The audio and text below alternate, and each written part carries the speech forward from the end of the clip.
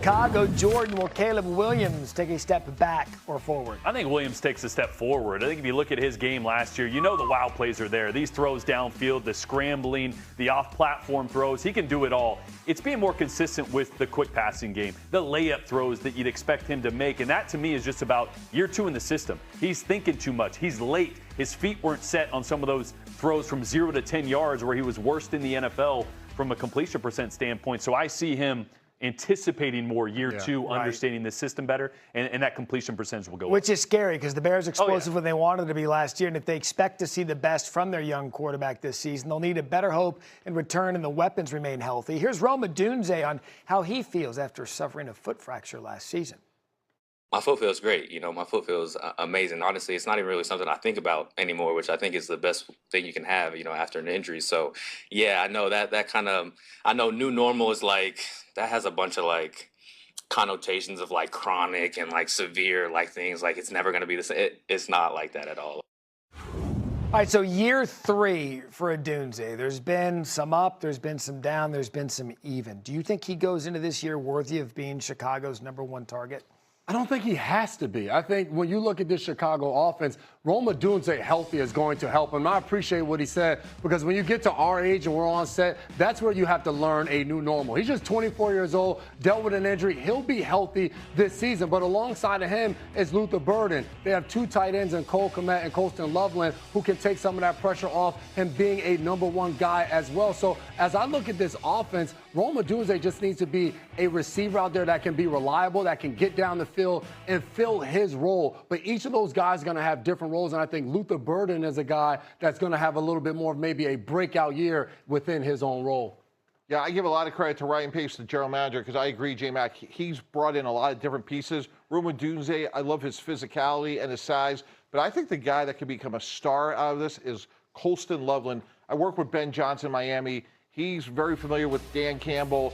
They stand for toughness, running the ball, getting the tight end involved. And Colston Loveland is somebody that is a great athlete, big catchy radius. And as Jordan talked about how we're going to get Caleb Williams' completion percentage up, get the ball to this guy, get it to him early, let him run with it. Big guy, big targets, quarterbacks like those types of players. Anomaly last year, do you believe the stock is going to continue to rise for this team to repeat as champs? Boy, the division is going to be much better, which troubles me a little bit. But I like the evolution of Luther Burden. I think there's going to be 80 or so receptions that are now up for grabs with no DJ Moore. Some will go to Colston, some will go to Luther and Rome. I think it's going to be a really, really good football team. I just worry the division around them is also getting a lot better. And with Rome, he's going to have that round attached to his name in terms of production. Yeah. He's a first-round pick. He hasn't produced. But to your point, he just needs to be effective. He doesn't need to have the pressure. Well, he was a first-round pick. You automatically have to be a #1. And when you look at him, tall, slender guy, smooth within his route running, I think you just need a little bit more time. And when you deal with injuries, it's a little bit more. And then last year, it wasn't only Caleb Williams that had to learn a new offense, also the receivers, and a young guy at that having to learn a brand new system, get accustomed to it. So I think there's still a ton of room for improvement and their connection to continue to grow. I think to your point, as Caleb starts to really master that offense, play on time more, are going to help everybody else grow within the offense. Matt, my concern about the Bears is they were plus 20 in the turnover margin. Yeah. When you look at it over time, that is hard to repeat. The whole idea of like regression to the norm. If this team takes a step back, the autopsy may be they're just not as productive in the turnover game. And Jordan, it might sound simple with Caleb. We know he can do the great and the wow.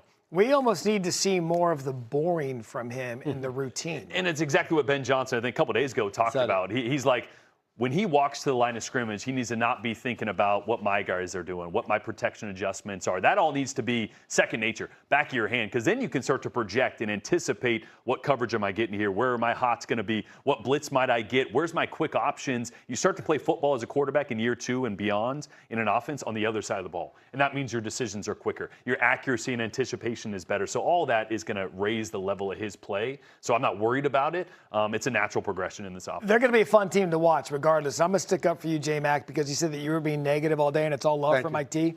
Here's how all love it was when they saw Mike T, his family, holding the puppy on TV. They reached out and they're like, Dad, can you bring it home? Dad, can you bring it home? Mike T fired right back. Absolutely not. Oh, come on. So where's the all? screwed. So where's the all love? No, I'm not bringing the dog I appreciate home. that, Matt. You bet. That's a good teammate. Now it's time for our women's